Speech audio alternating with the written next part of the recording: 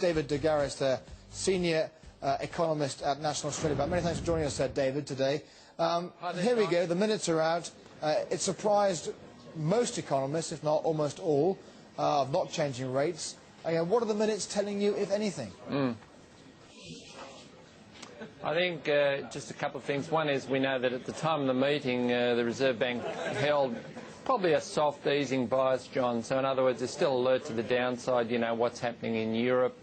But, they've certainly seen a change in market sentiment as far as that's concerned. I mean, the ECB has been hugely active in refinancing, and there's more of that to come next week, of course, in their long-term operation. And the data out of the US has improved, and China's been okay. So that plus, the fact the Australian economy just seems to have levelled off rather than softened further has seen them remain on hold for the time being. But they're certainly alert to these developments, but happy to sit on their hands for the time being.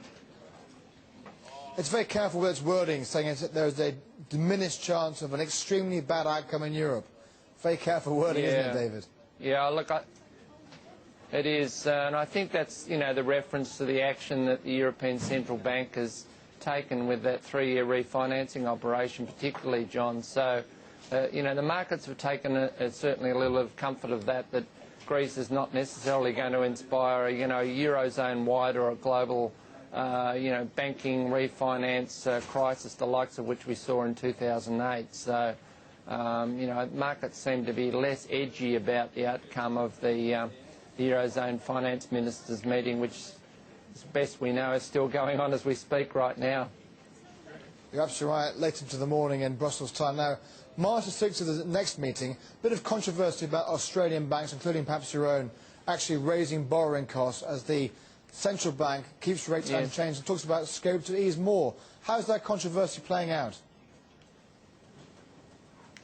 Well, I mean, the RBA said in these minutes, just looking at the headlines, that they recognise that funding costs have increased a little. At the end of the day, their eyes are on the lending rates, John, because they're the rates that people borrow at. So we have seen some sort of out-of-cycle mortgage rate rises, but we've also seen, in the past week that the unemployment rates come down further in Australia rather than increase. So. If the Reserve Bank was taking stock of the economy right now compared to 2 weeks ago, they're probably even less likely to cut. So just diminish the chances. They're data watching and seeing how the economy is performing from here, and that data has been running in favour of the unchanged policy case for now at least. So the next meeting is March the 6th. David, what do you forecast for that? No change, John. Unless something really big breaks out of Europe or we get a complete surprise here domestically, which we don't see on the immediate horizon, I think the Reserve Bank will remain on hold. So, if they've got growth and medium-term growth and inflation targets within their target zone, where they think inflation will be 2 to 3%, best they can see through their forthcoming carbon tax from July 1, then that doesn't give them grounds to change policy. And as you said earlier, in the Reserve Bank's own words, a less chance of an extremely bad outcome out of Europe.